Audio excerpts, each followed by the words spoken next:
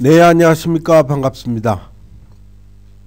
진시 황제에 대하여 어떤 사람은 폭군이라고 욕을 하고 또한 어떤 사람은 청고 제일이라고 칭송을 합니다.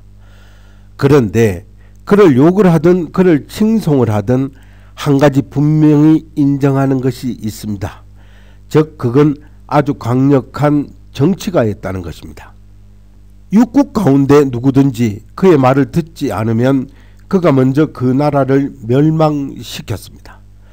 그리고 시경 등 진나라 이전의 춘추 전국시대 서적은 그가 없애고 싶으면 모두 없애버렸습니다. 전혀 끄리낌도 없었고 개회심도 없었던 것입니다. 따라서 그는 무슨 일이든 신경 쓰지 않았던 것입니다. 그런데 하루는 이처럼 자부심 강하고 강경한 그가 한 사람의 글을 읽고 감탄을 하게 됩니다. 그는 좌우에 이렇게 말합니다.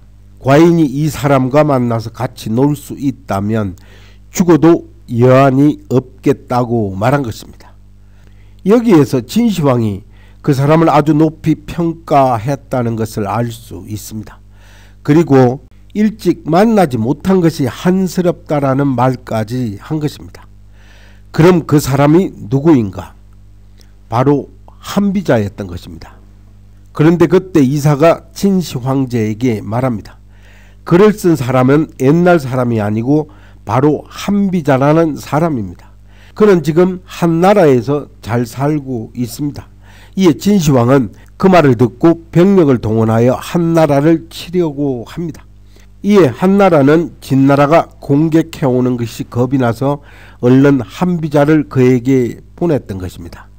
그리고 한나라가 한비자를 보낼 때 진시황은 친히 나가서 마중까지 합니다. 그리고 두 사람은 서로 아주 즐겁게 얘기를 나눕니다. 그러나 그 뒤 진행은 이해하기가 어렵습니다. 왜냐하면 진시황은 한비자를 중용하지 않았고 오히려 한비자를 감옥에 넣었던 것입니다. 그리고 얼마 후 한비자는 감옥에서 사망을 하게 됩니다. 이게 어찌된 일일까요? 아마도 이렇게 말하는 사람이 있을지도 모르겠습니다. 사마천 이미 써놓지 않았습니까? 한비자 동문인 이사가 당시 진나라 승상이었는데 그 질투심 때문에 진시황 몰래 그를 독살한 것이 아니냐고. 그러나 한비자 죽음은 사마천이 쓴 것처럼 그렇게 간단하지 않다는 것입니다. 한비자 죽음에 관하여 대체로 두 가지 견해가 있습니다. 그 하나는 이사 질투 모해설입니다. 주로 사마천 사기 노자 한비열전의 기록에 근거한 것입니다. 그리고 이사가 자신의 재능이 한비자에 미치지 못함을 알고 질투심에 그를 독살했다는 것입니다. 그러나 이 이유는 아주 억지스럽다는 것입니다. 한비자의 죽음에 관하여 사기의 기록을 보면 이사와 요가의 박해를 받아 죽었다고 한 것입니다. 그러나 전국책 기록에 따르면 그의 죽음은 그 자신에게도 원인이 있다는 것입니다. 기록에 따르면 하루는 연조 5초가 연합을 하여 진나라를 공격하려고 했던 것입니다. 그런데 진나라는 미처 준비를 충분히 하지 못해서 조정상하가 모두 걱정을 하고 있을 때 요가가 나섭니다. 그리고 그가 이 일을 해결할 수 있다고 한 것입니다. 이에 진시황은 그의 말을 듣고 아주 기뻐하며 그에게 무수한 황금을 상으로 내렸던 것입니다. 이에 요가는 그 바람을 헛되이 하지 않고 사국 연맹을 와해시켰을 뿐만이 아니라 그리고 선물을 주는 방식으로 사국과 우호적인 관계까지 설립을 한 것입니다. 그리고 요가가 진나라로 돌아온 후 천호후에 다시 봉해지면서 또한 상경의 자귀까지 받습니다. 그런데 이러한 것을 본 한비자는 무슨 심리에서인지는 모르겠지만 진시황 앞에서 이렇게 얘기를 합니다. 대왕이시여, 이자는 마음이 아주 고약합니다. 당신의 돈을 가지고 밖에서 사사로이 제후들과 교분을 맺었습니다. 그뿐 아니라 한비자는 요가에 대하여 인신공격까지 한 것입니다.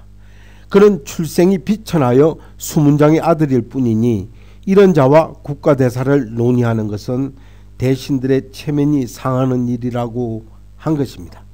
이에 진시황은 그의 말을 듣고는 요가를 찾습니다. 이에 요가는 어쨌든 사국을 유세하여 병력이 물러나게 만든 사람이었던 것입니다. 그는 말솜씨가 아주 뛰어납니다. 그리고 그는 이렇게 말합니다. 제가 대왕에게 충성스럽지 않다면 어찌 임무를 완성을 하고 돌아올 수 있었겠습니까? 그리고 제가 비천하다고 했는데 그럼 백정일을 한 강태공과 그리고 장사꾼 출신의 관중 그리고 개우 5장의 양피의 가격으로 사온 백리해는 모두 출신이 비천하지 않단 말입니까? 그렇지만 그들은 그래도 군왕의 중용을 받았습니다. 이에 진시황이 어떻게 반응을 했을까요? 이는 정국책에 이렇게 적혀 있습니다. 진시황이 말하기를 내 말이 맞다. 그리고는 요가를 다시 사신으로 보내고 한비자를 벌한 것입니다. 여기에서 벌했다는 의미에 대하여 어떤 사람은 질책을 했다고 보고 또한 어떤 사람은 살심을 일으켰다고 본 것입니다. 어찌되었건 이 일을 통하여 요가와 한비자는 원한을 맺게 된 것입니다. 그리고 이 둘을 비교해 보면 정국책과 사기간에 큰 차이가 있는 것을 알 수 있습니다. 그러나 정국책은 열국사 편이어서 상대적으로 객관적이었습니다. 한비자가 요가를 공격한 말을 볼 때 평소 한비자 그가 주장한 말에 아주 부합한 말이었던 것입니다. 이는 첫째, 요가는 종행가이고 한비자는 종행가를 오두의 하나로 주장하여 반드시 제거해야 한다고 했던 것입니다. 그리고 둘째는 한비자는 오두를 제거해야 한다고 주장했을 뿐만이 아니라 반드시 팔관을 방비해야 한다고 했는데 바로 이 8가지 간사한 사람이라는 것입니다. 그중 하나가 바로 사방인데 이는 국가의 재물을 가지고 대국과 교분을 맺고 또한 개인 세력을 키우는 사람이라는 것입니다. 그래서 한비자가 보기에 요가가 이번에 사국의 사신으로 가는 것은 바로 사방이 되려는 것이었다는 것입니다.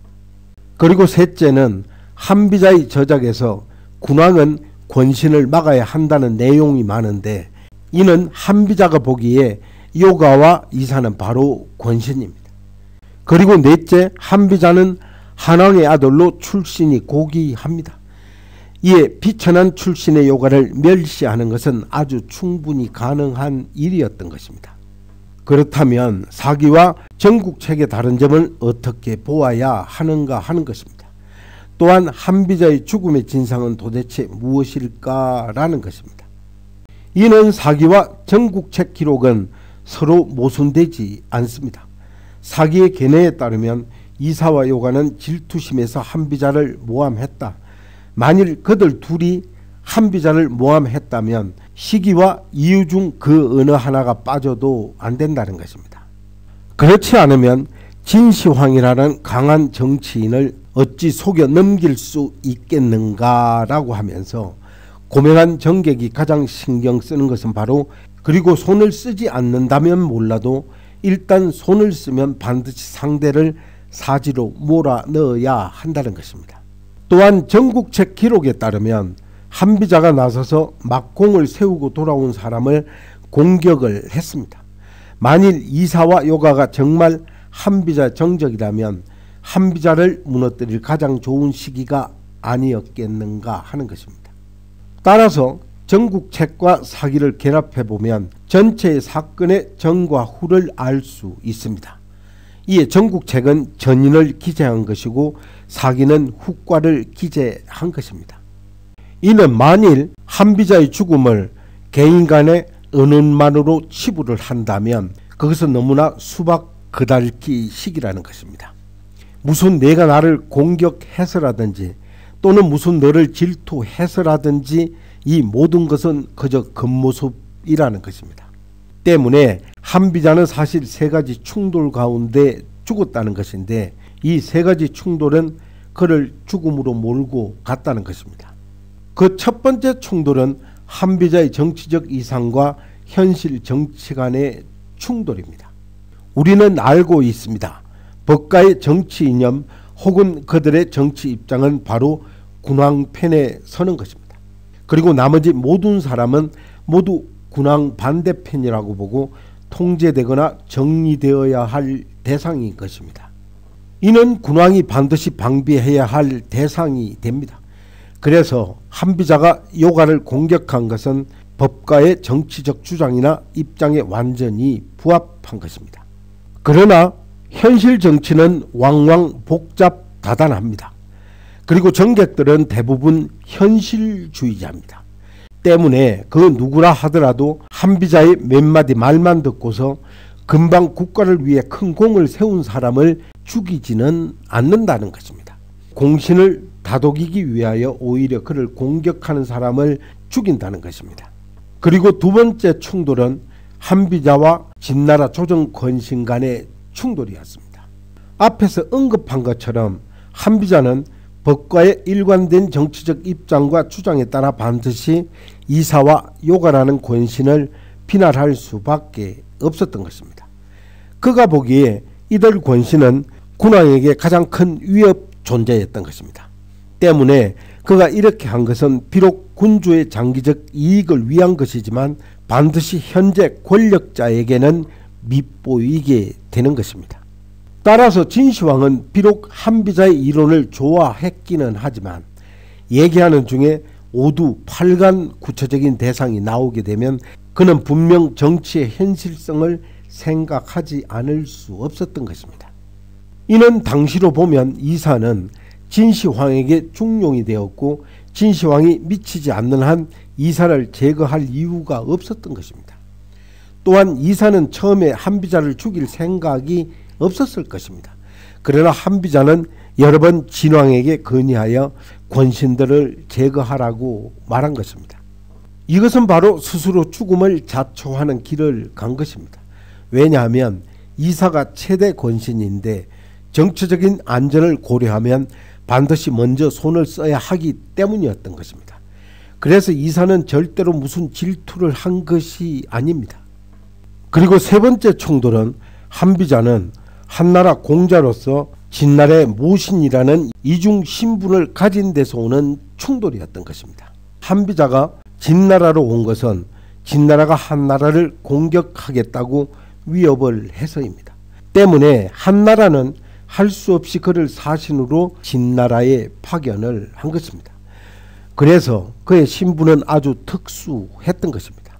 한편으로는 한나라 공자이고 다른 한편으로는 진시황의 인정을 받아 그의 모신 역할을 한 것입니다. 따라서 진나라 입장에서 한나라를 먼저 공격을 할 것인가를 문제를 놓고 한비자는 한나라를 먼저 공격하지 말라고 주장을 한 것입니다. 이에 진시황이 비록 그의 재능을 높이 사긴 했지만 그에게 의심을 품지 않을 수 없었던 것입니다. 결국 한비자의 사상은 비록 음음하고 독살하지만 그는 아무런 정치투쟁의 경험이 없었던 사람입니다. 일개서생으로 어찌 이들 정계의 고수들과 상대할 수 있었겠는가 하는 것입니다. 그리고 진시황은 청고에 유례없는 강력한 군주로서 제왕술에 아주 능했던 인물입니다. 그리고 그의 정치적 경험으로 쉽게 알아차릴 수 있습니다. 한비자는 그저 탁상 공론일 뿐이고 그에게 무슨 실질적인 역할을 해줄 수 없다는 것을 이제 한비자의 사상과 서적은 모두 그가 파악을 하고 있었던 것입니다. 그러면 한비자의 이론이 조정 대신들에게 미움을 사고 있다면 그가 내릴 선택은 분명해진 것입니다. 그리고 최소한 진시황은 한비자의 죽음을 묵인했을 것입니다. 그도 아마 아쉽게 생각하기는 했을 것입니다. 그러나 단지 아쉬워했을 뿐이라는 것입니다. 따라서 당시 이사는 형옥을 장악한 정의로서 왕명을 집행을 한 것인지 아니면 공무를 빌어 사적인 원한을 푼 것인지는 모르나 다만 진시황이 이에 대하여 추궁하지 않았다는 것만 보아도 알 수 있습니다. 그래서 한비자의 죽음은 기실 진시황과 대신들이 공동으로 자급한 결과이고 따라서 정치적 힘겨루기 결과라는 것입니다. 따라서 한비자의 죽음은 그 자신이 돌로 자신의 발등을 내려친 것이라고 본 것입니다. 따라서 이것은 그가 이사와 요가라는 권신을 공격을 하여 살신지화를 불러왔다는 것을 말하는 것은 아닙니다. 이는 한비자나 상왕과 같은 법가의 사상은 군왕을 도와서 물샐 틈 없는 군주의 독재 철망을 만드는 데 있기 때문입니다. 따라서 군왕은 완전히 권력의 주재자가 되어 하고 싶은 대로 마음대로 하고 그 누구도 그를 구속할 수 없다는 것입니다. 다른 한편으로 한비자와 같은 법가는 군왕을 교사하여 아무도 믿지 못하도록 만듭니다. 군왕에게 폭력과 권모술수를 맹신하게 만듭니다. 이자를 죽이거나 저자를 배도록 합니다. 그리고 군왕들은 법가의 사상을 채택하여 어제는 유생을 죽이고 오늘은 은사를 죽이고 또한 내일은 공상업자를 죽이지만 오늘 왜 너 한비자를 죽이지 못한단 말인가 라는 것입니다. 따라서 사실상 진시황은 한비자의 생사에는 그다지 관심이 없었던 것입니다. 그리고 진시황에게 있어 초계와 같이 죽어도 아쉬울 것이 없었던 것입니다. 그리고 내가 죽든 말든 또한 정상적이고 공정한 재판을 받았는지 아닌지에 대하여 아무도 관심을 두지 않았던 것입니다. 따라서 진시황 입장에서는 이는 바로 너의 법가의 주장이라고 한 것입니다. 그리고 법술세를 같이 써야 하고 일체의 수단은 황권을 위하여 봉사한다. 그리고 권력이 법보다 크다. 이는 당연히 권력자가 결정을 하면 그것이 법이다. 그리고 권력자가 너를 필요로 하면 내가 살아있을 수 있고 또한 그 권력자가 너를 죽이려 하면 너는 죽어야 한다는 것입니다. 아무리 억울하더라도 말입니다. 결국 한비자는 그렇게 죽었던 것입니다. 비록 그는 재능이 뛰어나고 심지어 진시황으로부터 인정을 받았지만 그래도 그는 쓸모가 없었던 것입니다. 난세에 누가 일개 한나라 서생의 죽음에 관심을 가져주겠습니까? 그리고 3년 후 한나라는 육국 중 가장 먼저 진나라에 의해 철저히 멸망당했던 것입니다. 감사합니다. 이만 마치겠습니다.